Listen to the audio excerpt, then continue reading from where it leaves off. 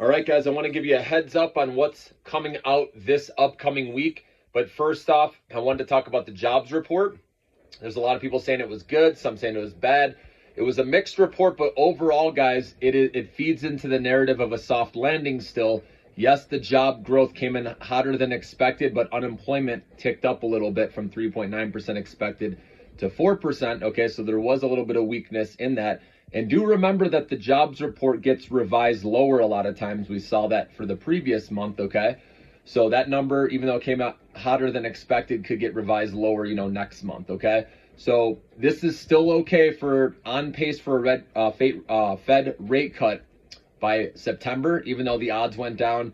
Obviously, the small cap sold off the IWM index because treasury yields went up. Remember, anytime there's hotter than expected data, treasury yields go up, and then small cap stocks, the interest rate sensitive stocks, go down, like Upstart. Always remember that, okay?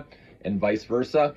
Now, next week, we have the Fed meeting, which they'll make their decision on Wednesday, okay? And we know they're going to keep rates paused for now.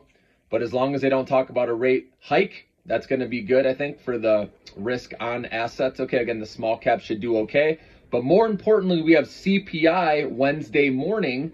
So that could play into, the narrative, what the Fed talks about at their Wednesday meeting. Remember, they're going to talk, later in the day. It's about, what time is it? About 2:30 Eastern time is when Powell will be speaking. And the report for CPI comes out that morning at 8:30 a.m. Eastern time. So that will have an effect on what, Powell says if he comes across more hawkish or dovish, okay?